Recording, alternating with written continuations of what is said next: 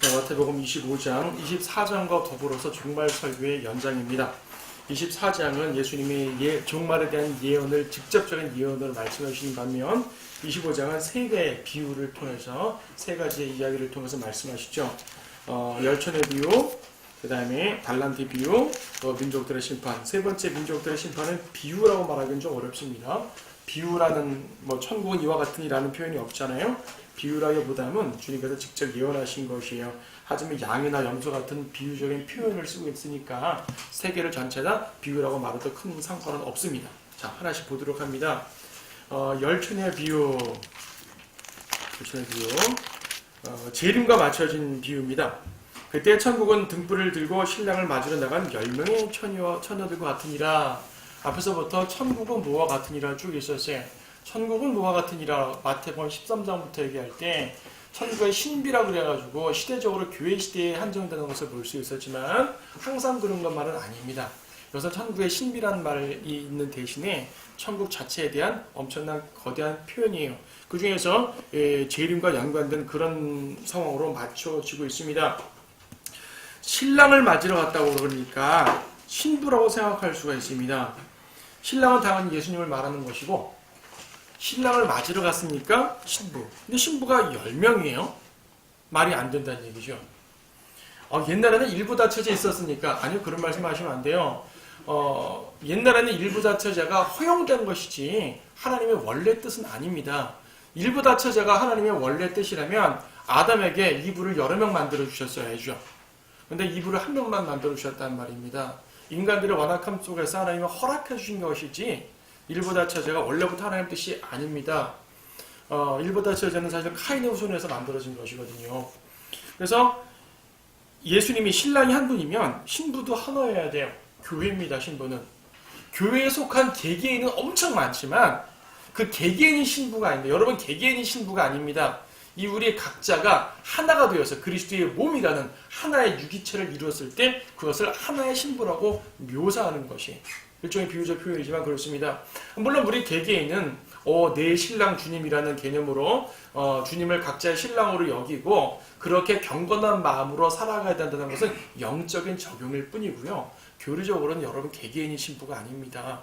개개인이 신부가 아니라 이제 교회라는 이름을 하나 뭉쳐졌을 때, 지역교회 말고 그리스도의 몸을 하나 뭉쳐졌을 때 그것이 하나의 신부입니다.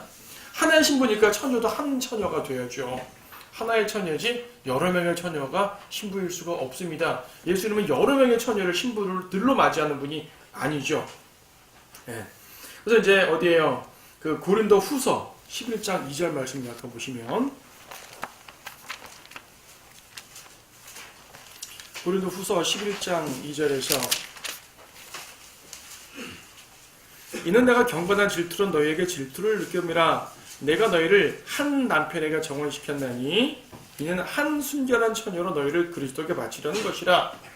바울이 이제 고린도 교회에게 쓴 말이지만은 내가 너희를 한 남편에게, 예수님께 정혼시킨다. 정혼, 순결한 처녀로서. 그래서 이제 엄밀히 말하면 아직은 우리는 정혼자예요. 정혼자, 약혼자. 계시록 19장에 보게 되면 어린 양 혼인식을 하잖아요. 혼인식. 하늘에서 어린 양 혼인식. 예수님과 신부가 결혼식을 합니다. 혼인식을 합니다. 이때 정식 아내가, 와이프가 되는 것이고 아직은 정혼자예요. 하지만 성경에서는 정혼 상태에 있어도 아내라고 표현을 합니다. 마태복음 1장에서 누가복음에도 보게 되면은 마리아가 아직 결혼하지 않고 정혼 상태이지만은 아내라고 불려받았단 말이에요. 그런 개념으로 이제 우리가 아내라고 말할 수도 있지만 어쨌든 이들은 아내가 아니에요. 여기서는 지금 이 비유에서는 아내 자체는 나오지 않습니다. 아내가 나오지 않고 이게 처녀들에 초점 맞추고 있는데 10명이니까 5명은 현명하고 5명은 어리석더라. 여러분, 현명하다 어리석더라는 말은 은혜의 개념이 아니라 행위의 개념이에요. 믿음의 개념보다도 행위의 개념. 여러분, 잠언에 보게 되면 어리석은 자, 현명한 자, 지혜로운 자 이렇게 쭉 나오지 않습니까? 잠언에서 말하는 어리석은 자와 현명한 자가 어떤 지능이 높고 지능이 낮아서 현명하고 어리석단 말 아니죠. 그의 행위가 의로운 사람을 현명한 자라고 말하고요. 행위가 악한 자를 어리석은 자라고 말하고 있습니다. 잠언을 수없이 많은데 찾아보세요. 그래서 여기서는 현명한 사람들은 그의 행위로서 3절에 어리석은 처녀들은 등을 가졌으나 등과 함께 기름을 가지지 아니하였고 현명한 처녀들은 등과 함께 기름통에 기름을 가지고 있었더라. 기름을 갖고 있습니다. 기름은 항상 성령을 상징합니다. 신랑이 늦어짐으로 모두 졸려 잠이 들었는데 한밤중에 소리가 나기를 보라 신랑이 오니 나가서 맞으라. 그때 그 처녀들이 모두 일어나서 각기 자기 등을 조절하는데 어리석은 처녀들이 현명한 처녀들에게 말하기를 우리의 등불이 꺼졌으니 너의 기름을 좀 달라. 기름을 가졌는데 기름이 중간에 없어 고갈됐다는 게 문제입니다. 지금 고갈됐어요. 현명한 처녀는 기름을 충분히 준비했기 때문에 고갈되지 않았는데 어리석은 처녀들은 기름을 조금밖에 준비 안 했나 봅니다. 9절 그러나 현명한 처녀들이 대답하여 말하기를 아니라 우리와 너희에게 충분하지 못하니 차라리 장사꾼들에 가서 너희 쓸 것을 사라. 성령을 사요? 안 되지 않습니까? 성령을 사는 게 아니죠. 그러니까 사라 그럽니다. 행위로서 얻으란 말입니다. 근데 이 어리석은 다섯 처녀도 처음엔 기름이 있었어요. 기름이 고갈된 거지 없는 게 아닙니다. 그럼 성령을 받았다가 성령님이 중간에 고갈되신 거예요. 안 계신 거예요. 떠나버리신 것이에요. 그러니까 여러분 교회 시대의 성도들은 성령님이 어떻게 오시냐면 믿는 즉시 성령님이 내 안에 내주하시는 것이에요. 구원받는 즉시 내 안에서 내주하셔서 떠나지 않으십니다. 다만 내 안에 충만히 계시지 충만히 안 계신지만 차이할 수 있을 뿐입니다. 충만하다 충만하지 않다는 말은 성령님께서 내 안에서 충분한 활동력을 가지신다. 아니면 활동하지 않고 계신다. 이 말입니다. 성령님이 나를 충분히 역사하신다. 이끄신다. 이끌지 않고 역사하지 않으시다. 이 차이지 성령님은 안에 계십니다. 성령님은 떠나지 않으십니다. 성령님이 떠나는 건 언제인가? 구약시대는 성령님이 떠나셔요. 떠나셨어요. 떠났다가 다시 오시기도 하시죠. 교회시대는 절대 떠나지 않으십니다. 환란시대에 떠나십니다. 환란시대 때. 환란시대 때 구약시대랑 모든 것들이 많이 교리가 같아요. 그러면 이 내용은 교회시대의 성도를 말하는 게 아니겠죠. 교회시대 성도라면 처녀들이라는 말도 안 쓰겠죠. 그냥 처녀죠. 그래서 처녀들이라는 말 때문에 일단 교회가 아니고, 그리고 행위로서 성령님이 고갈되시고 또 행위로서 산다. 그런 걸 보니까 이거는 100% 환란 시대를 말하는 것이 분명하지요. 환란 성도입니다. 쉽게 말해서. 환란 성도는 구원을 잃어버릴 수가 있어요. 처음에 기름을 받았습니다. 일단 구원에 들어선 것이에요. 들어섰다가 구원을 잃어버릴 수가 있습니다. 한번 잃어버리면 다시 구원을 찾을 수가 없다고 히브리서 6장에서 말씀하고 있죠.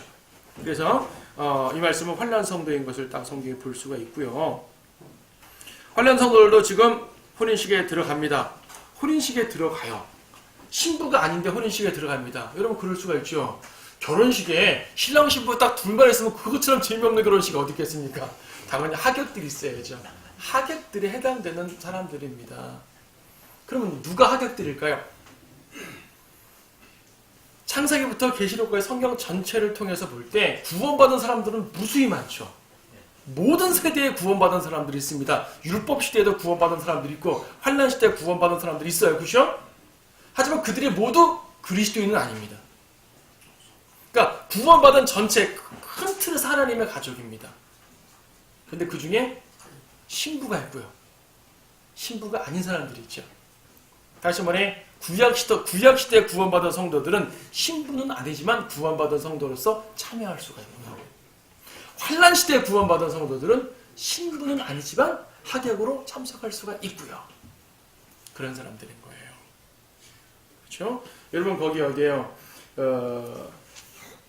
시편 45편 잠깐 보십시오. 시편 45편은 어린 양 혼인식을 잘 묘사하는 시입니다. 시편 45편의 1절부터 6절까지는 주님의 재림과 왕국 임하는 장면을 보여주고 7절부터는 어린 양 혼인식에 대한 모습 묘사를 쭉 하고 있는데, 근데 9절 보니까 왕의 궁녀들 가운데는 여러 왕들의 딸들이 있고 왕의 우편에는 오펠의 금으로 단자가 왕비가 서 있었나이다. 왕비가 바로 교회인 거예요. 신부니까. 신부 이외에 궁녀들도 있고요. 다른 여러 왕들의 딸들도 있고요. 그렇죠? 14절. 그녀가 수놓은 옷을 입고 왕께로 인도될 것이요 그녀를 따르는 그녀의 동료 처녀들도 왕께 인도되리니. 처녀들 나오죠? 이 사람들입니다. 솔로몬의 노래 8장도 비슷한, 6장도 비슷한 내용이 들어있어요. 그러니까 여기서 말하는 이 처녀를 많은 사람들은 오늘날 교회 시대로 보니까요. 교회 시대에 10처녀가 있는데 여러분 중에서 누군가는 기름을 준비해서 끝까지 살아남고 어떤 사람들은 기름을 중간에 잃어버리기 때문에 구원을 잃어버립니다. 라고 행위 구원을 가르치는 경우가 있습니다. 이 구절 행위 구원 맞아요. 하지만 교회 시대가 아니란 말이죠. 성경에서 행위 구원을 말하는 구절들이 종종 있는데 이것은 교회 시대가 아니면 됩니다. 교회 시대를 말하는 부분에서 행위 구원을 말하면 100% 이단입니다. 교회 시대 행위 구원이 아니에요. 믿음으로 은혜로 구원받습니다. 중간에 내가 죄를 져도 구원을 잃어버리지 않습니다. 하지만 환난 시대나 구약 시대에도 그랬고 구원을 잃어버릴 수 있고 성령님을 떠나갈 수 있다는 사실 그 부분을 보여줍니다. 지금 역시 여기서도 13절에 결론은 우리 24장에서 본 것과 똑같네요. 뭐죠? 그러므로 깨어있으라. 너희는 인자가 오실 그날과 그 시간을 모르기 때문이라. 우리 지난시간 24장의 결론이 그러므로라고 했잖아요. 깨어있으라. 주님 오실 날 얼마 남지 않고 또 언제일지 모르니까 우리는 깨어있어야 된다는 사실을 보여줍니다. 말씀드렸던 것처럼 처녀들은 구체적으로 말하면 대환란 때 14만 4천 명 같은 유대인의 선택받은 사람들이 있습니다. 이 사람들을 계시록 14장 설을 보게 되면 여자에게 더럽혀지지 않은 동정들 그래요. 동정들. 우리말로 처녀 그리고 계시록 14장에 있는 여자에게 더럽힘 받지 않은 동정들, 남자 동정들이죠. 그래서 처녀와 남자는 다르긴 할 것처럼 보이지만 영어로는 둘 다 virgin이에요. 영어로는 둘 다 virgin이에요. 그게. 근데 여기서 처녀라고 여자만 말하는 건 아닐 거 아니겠어요. 비유가 처녀로 비유가 된 것이지 뭐 환난 성도 여자만 있는 건 당연히 아닐 테니까. 그래서 처녀들로 비유가 되는 환난 성도들을 말한다 라는 사실을 보시면 됩니다. 그러니까 우리한테 함부로 적용하면 안 돼요. 이것은 우리가 적용하려면 13절에 있는 것처럼 우리의 자세, 깨어있으라 이것만 우리가 적용하면 됩니다. 14절 천국은 두 번째 비유죠. 달란트 비유. 천국은 마치 어떤 사람이 먼 나라로 여행하면서 자기의 종들을 불러 그들에게 각기 재산을 맡기는 것 같으니라. 자, 주인이 먼 나라로 가면서 재산을 맡깁니다. 15절 각자의 능력에 따라 한 사람에게는 5달란트, 또 한 사람에게는 2달란트, 또 다른 사람에게는 1달란트를 주고 여행을 떠나십니다. 자, 5달란트 받은 사람, 2달란트, 1달란트. 달란트란 말 탤런트, 그렇죠? 재능. 각자의 능력에 따라 주님이 주시는 게 달란트가 서로 달라요. 이건 우리에게 영적 적용할 수 있어요. 영적 적용입니다. 여러분 각자의 재능이 다르잖아요. 주님이 어떤 달란트를 주셨는지 사람마다 다를 수가 있습니다. 어떤 분들은 나는 많은 달란트 받아서 감사해. 나는 적은 달란트 받아서 불평. 그럴 필요 없다는 얘기죠. 뒤에서 보겠지만 이 달란트 우리 지난번에 한번 이 1만 달란트 빚진 사람에 대한 얘기를 할 때 달란트가 엄청 이 값어치가 있다는 걸 봤죠. 1만 달란트 빚진 자가 거의 조에 가까운 돈이라고 그랬습니다. 그렇다면은 한 달란트만 내더라도 물론 우리가 비우기 때문에 일일이 계산하는 의미가 없지만 한 달란트라고 하더라도 거의 억에 해당되는 그러한 금액이에요. 결코 한 달란트라고 적게 준 게 아니라는 얘기죠. 뒤에 보게 되면은 5달란트 받은 사람은 5달란트를 남깁니다. 잘했다 칭찬받죠. 2달란트 받은 사람은 2달란트를 남깁니다. 1달란트 받은 사람들은 장사해가지고 1달란트 남기면 되는데 안 남겼습니다. 그 주인이 책망을 합니다. 책망을 하면서 뭐라고 책망하시냐면은 27절 그렇다면 내가 마땅히 내 돈을 환전상에게 받기 위해서 내가 돌아왔을 때 내가 원금을 이제와 함께 받게 했느니라. 그러니까 일하지 못하면은 이거라도 해야 되는데 지금 아무것도 안 했다는 얘기죠. 아무것도 안 하고 25절 땅속에 숨겨놓았어요. 금덩이가 땅속에서 자라는 것도 아닌데 숨겨놓았습니다. 일하지 않겠다는 것이죠. 자신이 받은 달란트를 어떤 사람들은 주님 저한테 이렇게 적은 달란트만 주셨어요. 저는 너무 적은 달란트 1달란트밖에 안 주셨네요. 제가 아는 어느 형제님 어느 자매님은 참 재능도 많습니다. 많은 달란트가 있어 주님께 영광 돌리는데 저는 달란트가 너무 적어요. 주님은 일할 의욕이 안 납니다. 안 나긴요. 받은 1달란트가 엄청난 금액이라니까요. 주님 안에 작은 건 없습니다, 여러분. 주님 안에서 여러분이 품은 어떤 재능과 은사는요, 작은 게 없어요. 오히려 작다고 생각하면 작기 때문에 더 할 수 있지 않습니까? 생각해 보세요. 갑자기 큰 걸 받으면 부담스러워서 그걸로 하겠습니까? 작은 걸 받으니까 그래, 이 정도면 내가 활용할 수 있겠어. 쓰일 수 있겠어. 여러분이 받은 작은 달란트들을 주님을 위해서 쓰는 거죠. 자꾸 교회를 위해 사용하는 거죠. 성도를 위해서. 그렇죠? 그러면 이것이 은사가 된다 그랬습니다. 은사로서 주님과 성도들 섬기셨을 때 주님께서는 칭찬하는 거죠. 어떻게 칭찬하십니까? 5달란트 받은 사람, 2달란트 받은 사람 모두 칭찬받았습니다. 23절에서 잘하였도다. 착하고 신실한 종아. 내가 적은 일에 신실하였으니 내가 너를 많은 것들을 다스리도록 하지다. 내 주인의 기쁨에 동참하라. 21절, 23절 동일하죠. 5달란트 받거나 2달란트 받거나 사실은 엄청 많이 받은 건데 작은 것에 신실했다고 말합니다. 그러니까요, 하나님이 볼 때 작은 것도 없고 큰 것도 없는 것이에요. 다만 내가 신실하게 하는 게 중요해요. 내가 볼 때 엄청 커 보여도 주님 볼 때는 작은 걸 수가 있고요. 내가 볼 때 하찮은 것 같지만 주님 볼 땐 크게 보이는 걸 수도 있습니다. 이 핵심은 많이 받고 적게 받는 것은 중요하지 않습니다. 주님께 신실하게 했느냐가 중요하죠. 신실하게. 그래서 이제 이 달란트 비유는요, 지금 종말에 대한 부분이 흘러가긴 하지만 큰 틀에서는 그렇지만은 영적으로 적용할 때 우리가 이 구절들을 하나하나 적용해도 아무 무리가 없는 것은 이것은 종의 자세를 말하는 부분들이 대부분이기 때문입니다. 종의 자세를 말합니다. 그런데 이 구절 역시 교리적으로는 환란에 맞춰둘 수밖에 없어요. 왜냐하면 이 구절의 끝부분, 이 비유의 끝부분 보게 되면 자, 1달란트 받은 사람이 어떻게 됐습니까?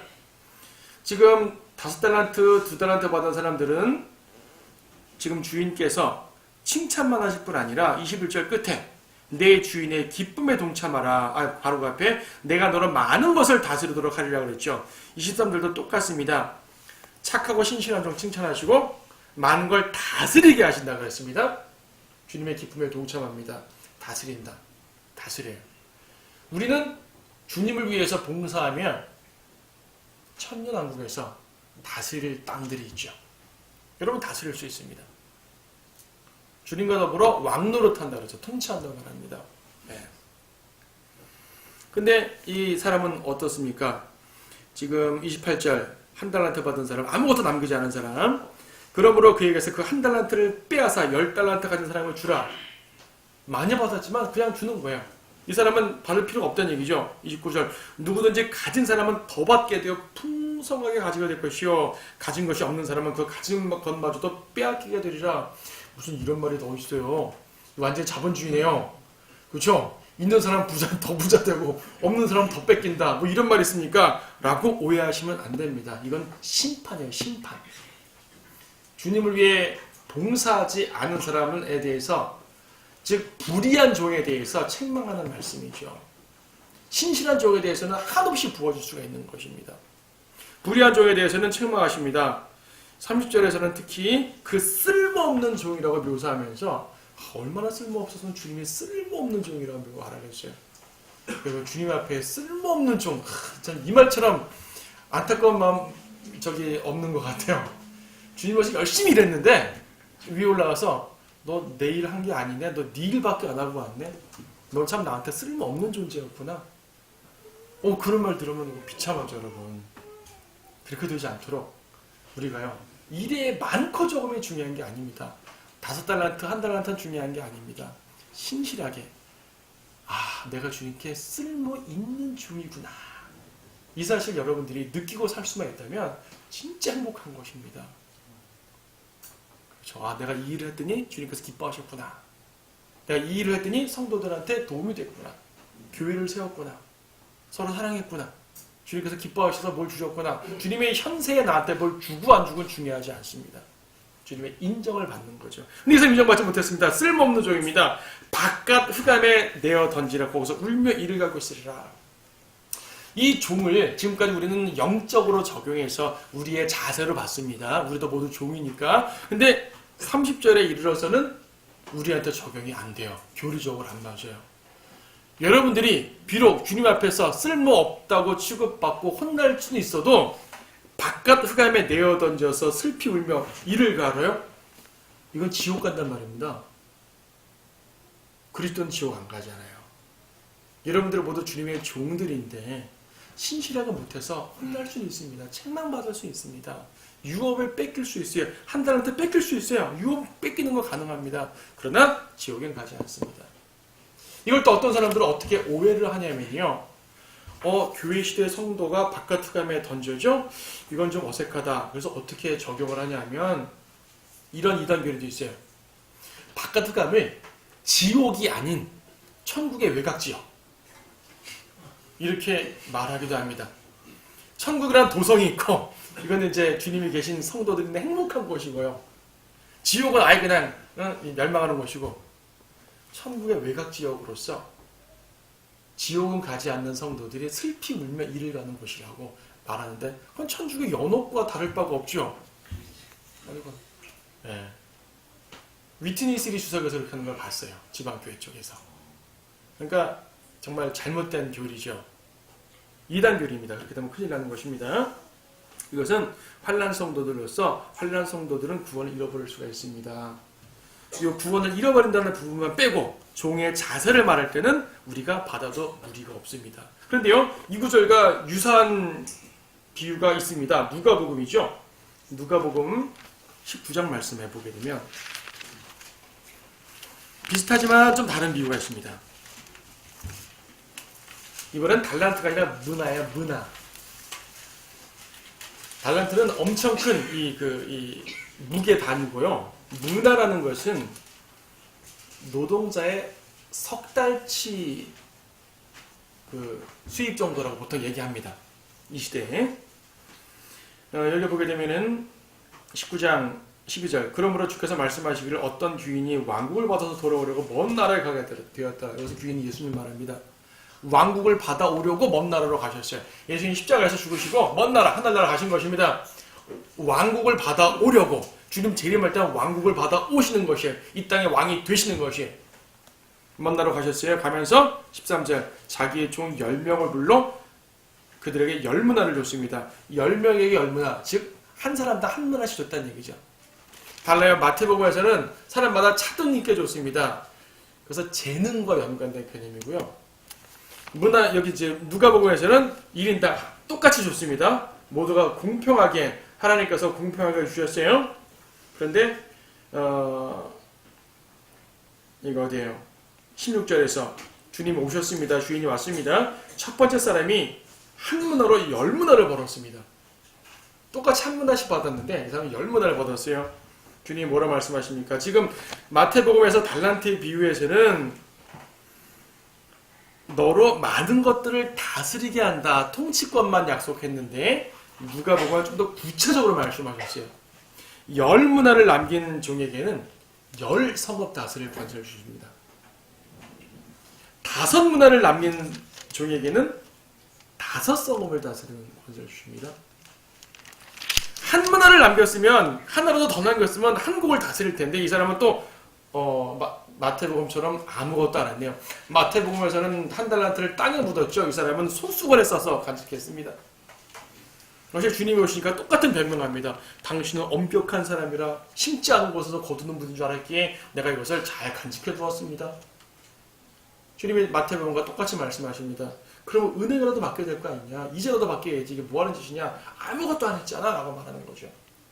자, 마태복음에서는 단순하게 많은 것들을 다스린다는 개괄적으로 말씀하셨다면 누가복음에서는 구체적으로 5성읍 다스릴 권세, 2성읍 이렇게 나누는 거죠. 10성읍 나눕니다.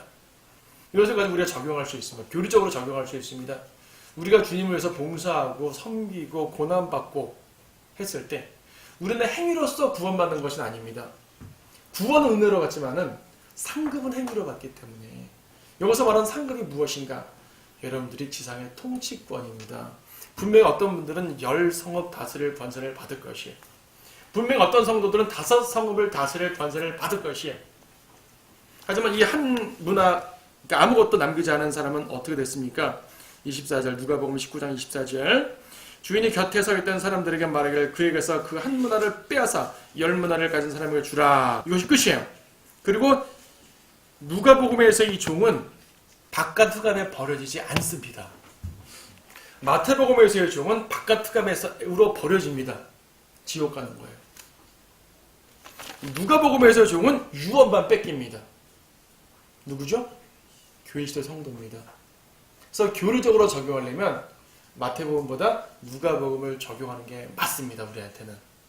근데 워낙 달란트란 말이 보편화돼가지고 마태복음에서 이제 자기의 능력대로 자기의 이 달란트대로 섬긴다는 것 때문에 마태복음을 가지고 보통 설교들 많이 하지만 관계없어요.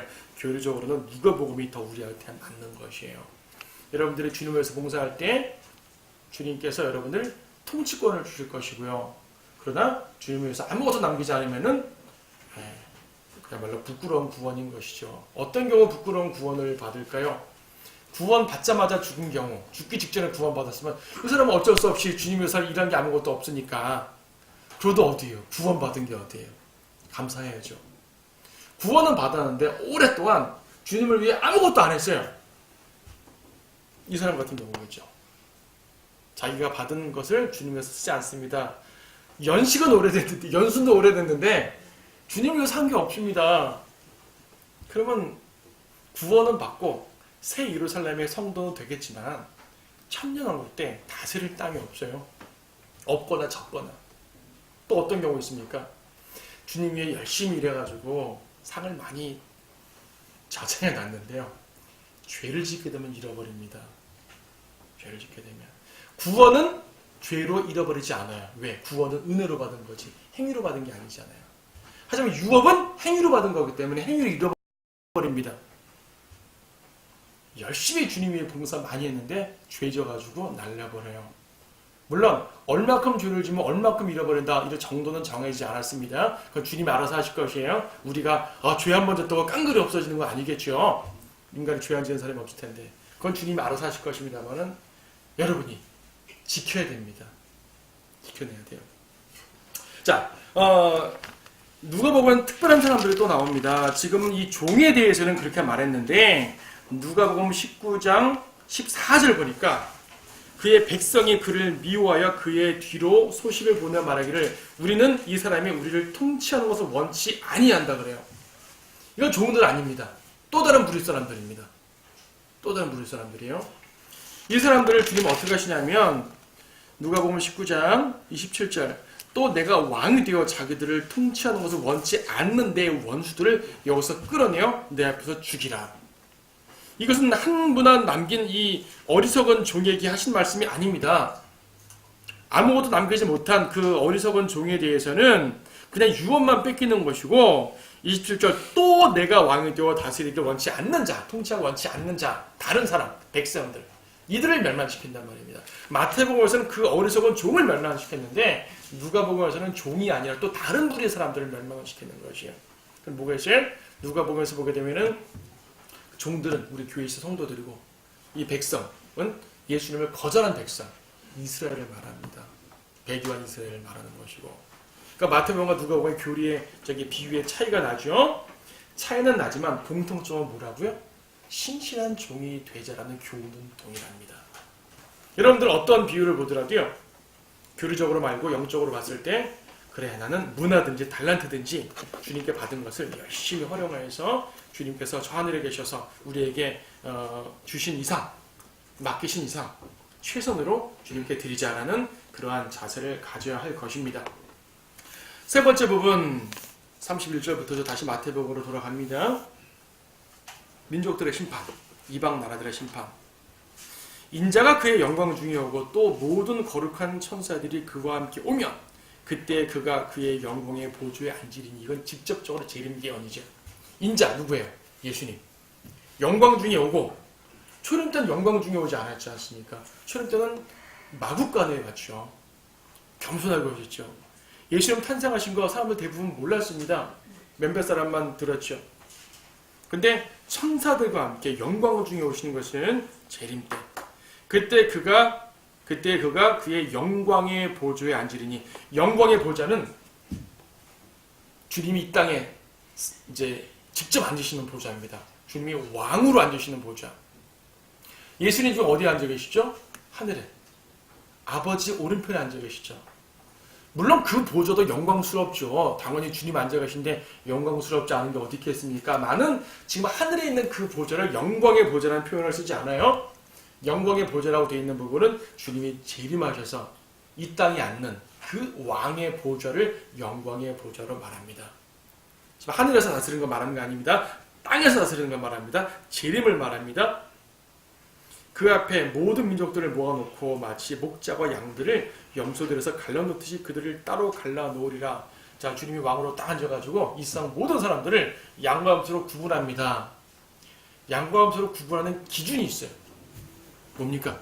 믿음? 아니에요. 여기는 믿음으로 구분한다는 말 없습니다. 은혜? 그런 거 없습니다. 선택? 그런 말 없습니다.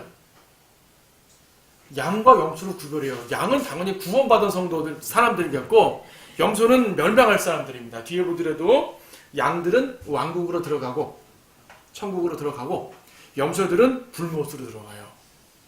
당연히 염소는 구원받지 않은 저주받은 자들이고, 양들은 구원받은 자들입니다. 그런데 기준이 뭐예요? 자, 이것을 교회 시대로 보면 안 되는 것이, 교회 시대의 양과 염소를 가르는 기준은 유일하죠. 믿음입니다. 믿음만 가지고 양과 염소가 갈라지는 것입니다.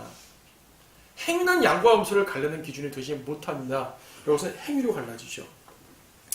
33절 그리하여 양들은 그의 오른편에 염소들은 그의 왼편에 세워두고 왕이 그의 오른편에 있는 사람들에게 말하기를 오라 내 아버지의 복을 받은 자들아 세상의 기초가 놓인 이래로 너희를 위하여 준비한 그 왕국을 이어받으라. 왕국을 이어받는데요. 세상의 기초가 놓인 이래로 준비된 왕국이에요. 주님께서 아주 단단히 계획 세워놓으신 왕국입니다. 교회는요. 세상의 기초가 놓이기 전에 계획된 게 교회예요. 교회는. 여긴 세상의 기초가 놓인 이래로 준비된 거잖아요. 왕국은. 교회라면은 세상의 기초가 놓이기 이전이라는 표현을 썼어야 될 것입니다. 그러면 이것도 역시 여기서부터 교회가 아닌 걸 볼 수 있습니다. 교회적으로. 자, 이들이 왕국에 들어가는 이유가 뭡니까? 이 35절 이는 내가 굶주렸을 때 너희가 먹을 걸 주었고 내가 목마를 때 마실 것을 주었고 내가 나그네였을 때 대접하였고 내가 헐벗었을 때 입혀주었고 내가 병들었을 때 문안해 주었고 내가 감옥에 갇혔을 때 찾아와 주었습니다. 참 좋은 선행들이죠? 좋은 선행들이에요. 약한 자에게 이렇게 선행을 베풀면 정말로 좋습니다. 굶주릴 때 먹을 걸 주고요. 나그네 되었을 때 대접하고 헐벗으면 입혀주고 병들을 때 문안하고 얼마나 좋은 형제 사랑입니까? 정말 이렇게 행할 수 있다면 우리가 이렇게 행할 수 있다면 참 좋은 거예요. 주님이 기뻐하시는 건 맞습니다. 교리를 떠나서. 그래서 이제 이 의인들이 말하잖아. 37절 그때 의인들이 주께 대답하여 말씀드리기를 주여 언제 우리가 주께서 굶주리신 것을 보고 잡수실 것을 드렸으며 목마르실 때에 마실 걸 드렸나이까 언제 우리가 주께서 나그네 되신 것을 보고 대접해 드렸으며 헐벗었을 때 입을 것을 드렸나이까 그랬더니 40절 그러나 왕이 대답하여 그들에게 말하기를 진실로 내가 너희에게 말하노니 여기 내 형제들 가운데 가장 작은 자 하나가 하나에게 한 것이고 나에게 한 것이니라. 낮은 자에게 봉사하면 그것이 곧 주님께 한 것이다. 그래서요 낮고 천하고 힘없는 자들이 곧 그리스도의 현현이다 라는 말까지 확대되는 거예요. 그쯤 되면 좀 곤란해지는 거죠. 우리가 불쌍한 사람들을 돕는 건 참 좋아요. 그렇죠? 형제 사랑으로서 그들을 대하는 건 너무나 아름다운 일입니다. 교리를 떠나서. 하지만 그들이고 그리스도다? 이쯤 되면 교회가 무너지게 됩니다. 여기서는 그들에게 한 것이고 나에게 한 것이라 그랬단 말입니다. 자, 그럼 여기서 그들이 누굴까요? 여기 내 형제들 가운데 가장 작은 자에게 작은 자 하나에게 한 것이고 나에게 한 것이니라. 형제가 누굴까요? 자, 양과 염소는 세상의 모든 사람들 양과 염소로 나누십니다. 이 모든 사람이 포함되지 않는 주님의 형제가 있어요. 누굴까요? 유대인입니다. 유대인은 육신에 따른 예수님의 형제죠. 유대인을 뺀 모든 민족들 지금 그렇죠. 32절에서 모든 민족들을 모아놓고 나왔어요. 민족들입니다. 여러분 성경 용어를 분명히 아셔야 돼요. 성경에서 민족들, nations 하게 되면 항상 이스라엘을 뺀 이방인들을 말합니다. 이스라엘은 그냥 민족이에요. 거룩한 민족, one nation, 거룩한 민족이에요. 교회도 영적으로 민족이죠. 하지만 민족들 하게 되면 유대인을 뺀 이방인 모든 민족들이라고 표현합니다. 그러니까 민족들, 즉 이방인들을 모여놓고 양과 염소로 갈랐으니까 이방인이 아닌 사람이 있어야 될 거 아니겠어요. 그들 바로 유대인입니다. 자, 대환란 때 유대인들 박해받죠? 교회 시대에도 많이 박해받았습니다. 지금 좀 박해를 안 받죠. 지금 이스라엘 자기 땅에 있고 또 미국이라는 우방이 있다 보니까 이스라엘이 박해를 좀 덜 받긴 하지만 그렇다나 여전히 미움받잖아요. 여전히 그 주변 국가들한테 미움받죠. 대환란 때 이스라엘은 완전히 미움받고 천대받고 쫓겨다니고 할 겁니다. 그때 그들을 대접하는 것이에요. 이것은 국가적으로 적용할 수 있고 개인적으로 적용할 수도 있습니다. 국가적으로요. 유대인들을 받아주는 정책을 취하는 나라는 양에 속한 나라라고 취급받을 수가 있는 것이고요. 개인적으로 유대인을 도와주는 사람은 양에 속한 개인이 될 수가 있는 것이에요. 지금도 각 나라마다 친이스라엘 정책을 취하고 반이스라엘 정책을 취하는 많죠. 반이스라엘이 훨씬 많죠, 지금. 자, 우리나라는 어떻습니까? 우리나라 친이스라엘은 반이스라엘이에요. 반이스라엘입니다. 엄밀히 봐서 반이스라엘이에요. 사회 분위기도 그렇고요. 뭐 미국이라는 나라 때문에 어느 정도 이스라엘 좀 하긴 하지만 실질적으로 많은 부분. 지난번에 비슷한 설교 한번 드린 적이 있었어요. 이스라엘 대사관을 우리나라 과거 철수하게 됐었단 말입니다. 5.1 쇼크 때 중동편 드느라고. 네, 우리나라는 반이스라엘이에요, 사실. 대환란 때 만약에 유대인들이 우리나라에 찾아와서 우리 숨겨주십시오, 난민 받아주십시오. 지금 우리나라 사람들은 이슬람 난민들은 엄청 받으려고 노력하는데 대환란 때 유대인 난민이 왔을 때 받아줄까요? 받아주었으면 좋겠습니다. 지금 이 분위기로 봐서는 아닐 것 같아요. 그렇죠? 이게 어렵다는 얘기입니다. 유대인 개개인이 좋아서 받아들이자는 말 아니에요. 그들이 믿음이 좋아서라든지 그들이 훌륭한 사람 말 아닙니다. 주님의 명령이기 때문입니다. 창세기 12장 보게 되면 아브라함의 씨, 유대인들, 그들을 축복하는 자를 내가 복을 주고 그들을 저주하는 자를 내가 저주하리라고 했어요. 많은 나라들에서 거절했습니다. 미국 받아줬잖아요. 받아준 거예요, 어쨌든 간에. 대환란 때 그런 일들이 또 벌어질 것입니다. 받아줘야 돼요. 받아줘야 돼요. 지금 저는 뭐 좌파 우파 정치 성향을 말하는 게 아닙니다. 다른 건 다 차치하고 이스라엘 문제에 대해서만큼만 성경적으로 말하는 거예요. 다른 부분은 관심 없습니다. 오직 이스라엘 문제에 대해서만큼은. 만약 우리나라가 유대인들을 받아들이지 않더라도 우리나라에 속한 어떤 개개인이 좀 이 사실을 좀 아는 사람이 말입니다. 나는 숨겨줄게. 하기도 그 사람은 양이 되는 거예요. 그 사람은. 비록 국가는 아닐지라도. 자, 이거는 환란 때 얘기입니다. 아실 거죠? 여러분들은 그런 기회가 없습니다. 여러분들은 휴거됩니다. 우리는 휴거됩니다. 하늘에 웃음이 있습니다. 대환란 때 남은 사람들 중에서 민족들이잖아요. 교회는 민족들에 포함되지 않습니다. 이들은 그렇게 될 겁니다. 그래서요, 받아들인 사람은 주님께서 나에게 한 것으로 취급해서 왕국으로 들어보내 주실 텐데 41절 그때의 왕이 왼편에 있는 자들에게도 말하기를 너희 저주받은 자들아 내게서 떠난 마귀와 그의 천사들을 위해 준비한 영원한 불 속으로 들어가라. 똑같이 말씀하시죠. 내가 굶주렸을 때 먹을 걸 주지 아니할 것 주를 말씀하십니다. 앞에서 말한 거 반대로. 44절 우리가 언제 그랬습니까? 45절 진실로 내가 너희에게 말하노니 너희가 이들 중에 가장 작은 자 하나에게 하지 아니한 것이고 나에게 하지 아니한 것이라. 그러므로 이들은 영원한 형벌에 들어갈 것이라. 그러나 의인들은 영원한 생명으로 들어가리라. 예, 대환란 때에 그러니까 주님 재림할 때 환란 중에 있던 그 행위, 특히 유대인에 대한 행위에 대해서 다뤄집니다. 그래서요, 대환란 때에 대해서 굳이 복음을 정리하자면 우리는 올라가지만 대환란 때 남은 사람들, 대환란 때 남았다는 얘기 자체는 현재 구원받지 못했다는 얘기입니다. 구원받은 사람으로서 대환란에 남을 수가 없어요. 지금은 100% 구원받지 않은 사람들이 대환란에 남습니다. 근데 그때 가가지고 어떻게 예전에 들었던 거 기억한다든지 또 대환란 때도 복음 전파자들 생길 겁니다. 그들을 듣고 아 그래 이렇게 되는구나 라고 안다면 일단 짐승을 받으면 안 돼요. 그건 두말할 나위가 없습니다. 그리고 믿음의 길에 들어선 다음에 타락하면 안 됩니다. 사소한 죄는 어떨지 모르지만은 큰 타락하게 되면 구원 잃어버립니다. 그리고 만약 주변에 유대인이 온다면 무조건 대우해줘야 되는 것입니다. 그리고 내가 어떻게 재산을 다 창고에 쌓아놨어요. 가난한 자가 오게 되면 내게 다 소진될 때까지 무조건 다 줘야 되는 거예요. 내 거 남겨두면 안 되는 거예요. 이렇게 믿음을 끝까지 고백하다가 적그리스도가 죽인다 그러면 내 목을 내놔야 됩니다. 실제로 죽어야 됩니다. 어떻게 주님 재림 때까지 다행히 죽지 않았으면 살아서 주님을 맞이하겠지만 그 전에 적그리스도가 처형하게 되면 목배임 당하는 것이에요. 대환란 때 대표적인 형벌은 참수형입니다. 그렇다면 그때 구원받을 사람이 얼마나 되겠습니까? 예, 물론 있습니다. 구원받습니다.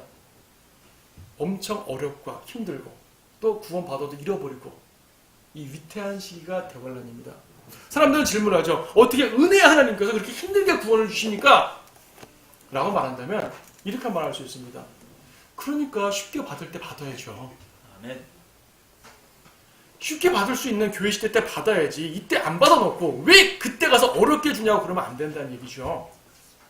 사실 그것은요, 주님이 어차피 휴거된 다음에는 구원받지 않는 사람만 남기 때문에 다 멸망시켜도 할 말 없습니다. 구원 안 받은 사람들입니다. 근데 주님, 은혜로우신 주님이 한 번 더 기회를 주시는 것이에요, 그들에게. 한 번 더. 다만 그 기회가 지금 우리와 같을 수는 없죠. 다를 수밖에 없습니다. 자, 그래서 마태복음 25장은 전체적으로 대환란 교리입니다. 이것을 달란트 비유처럼 우리에게 종의 자세, 이런 영적 적용하는 건 좋습니다. 그리고 선행을 베풀라, 형제들과 선행 베풀라, 좋습니다. 유대인 대접도 지금 교회 시대에는 이 교리가 적용되지 않지만 그래도 하나님의 뜻이 유대인들을 보호하시는 것이니까 할 수만 있으면 하는 것이 좋습니다. 영적으로 적용할 수 있어요. 하지만 교리적으로는 대환란 교리인 것을 분명히 아셔야 됩니다. 이게 중요한 것은 이것은 이제 민족들의 심판이요. 끝부분 보세요. 교재 끝부분. 이것을 재림대 심판을 그 민족들의 심판이라고 표현하는데 심판 대상은 이방인들이고요. 심판 근거는 유대인에 대한 대우입니다. 행위에 따라서 심판합니다. 여기 본 것처럼 지금 마태복음 25장 아무리 봐도 십자가, 은혜, 보혈 이런 말 없습니다. 은혜가 기준되지 않고 행위가 기준, 특히 유대인에 대한 행위가 기준이 됩니다. 심판 결과는 천년왕국에 들어가느냐 지옥 가느냐 차이고요. 다른 심판들이 몇 개 나오는데 혼동을 많이 해요. 그리스도의 심판석은 구원받은 그리스도인들, 즉 이 어디에요? 고린도전서 3장 등에 나오지 않습니까? 거긴 지옥 형벌이 없습니다. 상과 유업의 유무만 존재하기 때문에 구원받은 성도들 때문에 그렇죠. 백보다 심판은 모든 시대의 죄인들이고요. 백보다 심판에 쓴 죄인들에게 왕국에 동참하라 이런 말 없습니다. 왕국이 끝난 다음에 한 심판이기 때문에. 특히 책에 기록된 행위에 따라 심판되기 때문에 이 본문과 계시록에 있는 백보다 심판을 혼동하는 사람, 특히 그리스도에 대한 심판석과 혼동하는 사람들, 심판의 혼동 때문에 오늘날 교회 성도들에게 행위를 요구합니다. 행위를 요구하는 이단은 무조건 이단이에요. 그건 잘못된 교리예요. 그래서 이렇게 강조하는 이유가 뭐냐면 분별하라는 것이죠. 환난 교리를 확실하게 아는 이유는 행위 구원에 빠지지 말라는 것입니다. 이렇게 분별하지 못하고 행위 구원을 가르치는 교리들이 너무나 많기 때문에 우리가 성경을 올바로 나누어 공부함으로써 우리가 적용해야 될 것, 우리가 받아들여야 될 부분, 이것은 그들에게 적용돼야 되는 것 분명히 알아서 우리의 신앙생활을 더욱더 바르게 하자는 것이죠. 환난 교리를 분명히 지식으로 알수록 우리 은혜의 교리가 더욱더 두드러집니다. 유대인에 대한 부분을 알수록 교회에 대한 교리가 분명해집니다. 여러분의 위치가 더욱더 강해집니다. 주님의 몸, 주님의 신부라는 그 역할이 더 강해집니다. 그러므로 여러분들은 이들보다 높은 위치에 있고 더 나은 위치에 있기 때문에 그러한 위치 속에서 더욱더 신실하게 주님을 섬기는 우리 모든 성도들 되기를 바랍니다. 아멘.